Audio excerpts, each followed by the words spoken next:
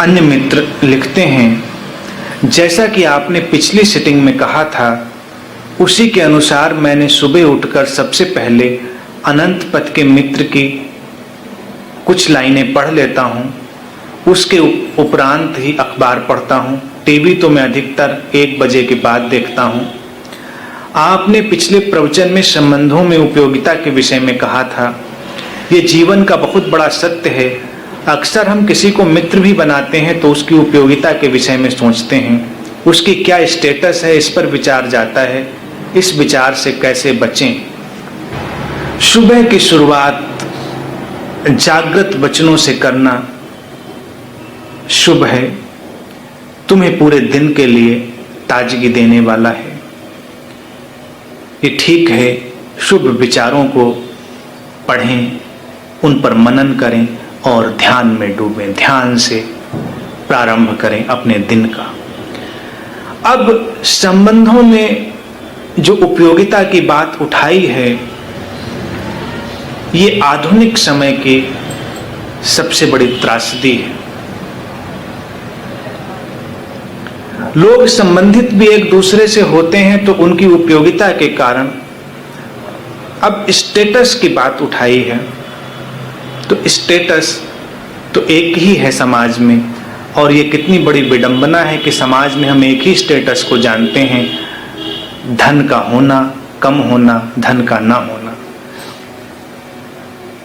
धनी व्यक्ति तुम्हें स्टेटस वाला दिखाई देता है, चाहे वो अपने मन और चेतना के तल पर कैसा भी क्यों ना हो, क्योंकि तुम्हारी वासनाओं को वो खींचता है।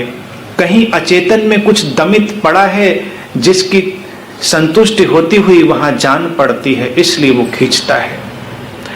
और किसी व्यक्ति को उसकी किसी स्थिति के अनुसार अपने निकट लाना वस्तुतः उसका अपमान है, वो उसकी दिव्यता का इनकार है।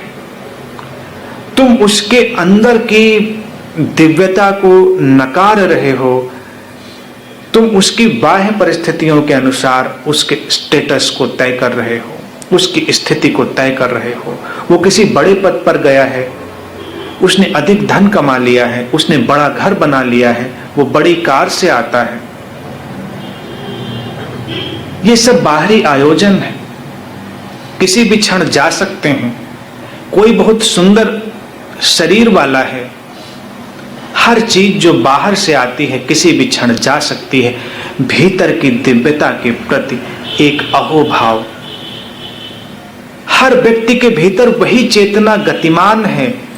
तुम जब उसे इनकार करते हो तो परिणाम स्वरूप अपने भीतर भी उसे इनकार करते हो। ये आधुनिक समय का बहुत बड़ा रोग है, इससे बचें।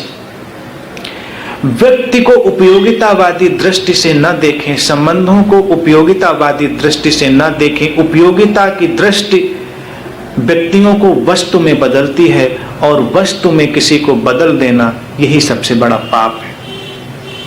एक ही पाप है किसी व्यक्ति को ऑब्जेक्ट में कन्वर्ट कर देना, उपयोगिता की किसी वस्तु में, इंस्ट्रूमेंट में उसे बदल देना। और एक ही पुण्य है किसी व्यक्ति को चैतन्य मात्र जानना, किसी व्यक्ति को भगवत्ता मात्र जानना, यही पुण्य है। और उपयोगिता भी तुम कैसी मामूली सी सोचते हो, क्योंकि अभी तुम्हें खुद ही पता नहीं कि तुम्हें क्या उपयोग में लेना है।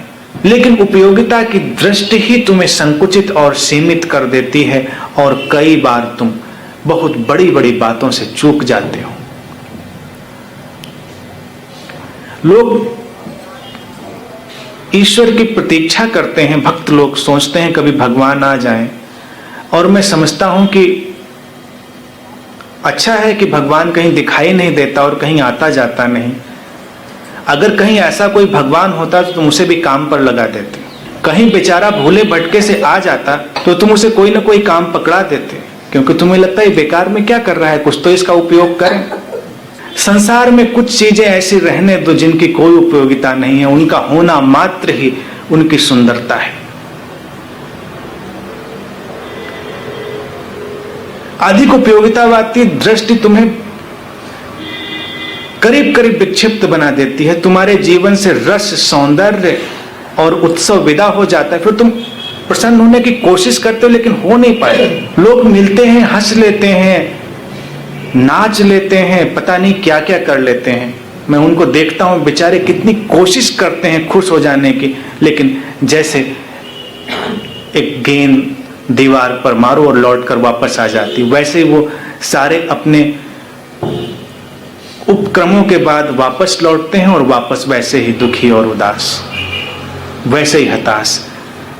दुख जैसे एक रबड़ की गेंद हो गया है, तुम उसे दबाते हो और वो फिर वैसा का वैसा हो जाता है। तो ये तुम्हारा प्रसन्नता के प्रयास ऐसे ही हैं। उपयोगी दृष्टि गलत है और जब वो जाती है तो तुम्हारे उपयोग में पूरा अस्तित्व आने लगता है। अस्तित्व तुम्हारे लिए हमेशा खुला हुआ है, उसने अनंत अनंत द्वार तुम्हारे लिए खोले हैं, लेकिन तब तक वो दिखाई नहीं देते हैं जब तक कि दृष्टि नहीं जाती।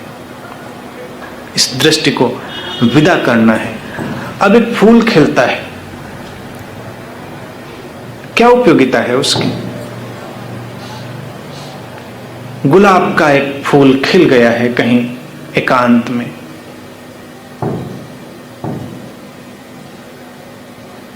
अब अगर तुम्हें पता चल जाए उसके औषधीय गुण तो तुम हो सकता है उसे खा जाओ, खाने की कोशिश करो।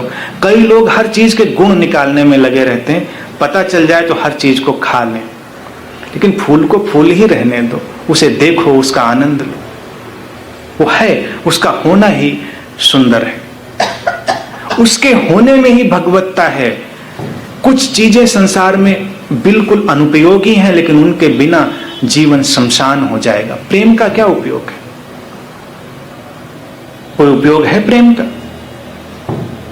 बेकार, अनुपयोगी, संसार की किसी काम की चीज नहीं। लेकिन क्या ऐसा कोई व्यक्ति है संसार में जो बिना प्रेम के रहना चाहता है? क्या करोगे प्रेम का? खाने में काम नहीं आता, ओढ़ने बिछाने में काम नहीं आता, प्रेम तो किसी काम नहीं आता, बल्कि बिना प्रेम के जीवन अच्छा गुजरता है। अगर तुम बहुत सफल होना चाहते हो और बहुत अधिक महत्वाकांक्षी हो तो ये आवश्यक है तुम प्रेम से रहित हो जाओ। प्रेम से रहित हो जाओगे तो तुम जल्दी सफल हो जाओगे। तुम निष्ठुर हो जाओगे, असंवेदनशील हो जाओगे, दूसरों के सिर पर पैर रखकर निकल जाओगे। प्रेम की कोई जरूरत नहीं। जीवन प्रेम के बिना ही चलता है अच्छे से। संसार में जितनी भी कीमती बातें हैं उनका कोई उपयोग नहीं है। तुम्हारी चेतना का क्या उपयोग है? कोई उपयोग नहीं है। परमात्मा का क्या उपयोग है? कोई उपयोग नहीं है। लेकिन परमात्मा जिसे तुम अभी नहीं जानते, केवल उसकी धारणा मात्र से तुम्हारे जीवन को एक संबल मिल जाता है। केवल ये एहसास कि कहीं कोई विराट शक्ति है जो तुम्हें सहयोग दे रही है और तुम्हारा जीवन संतुलित होने लगता है।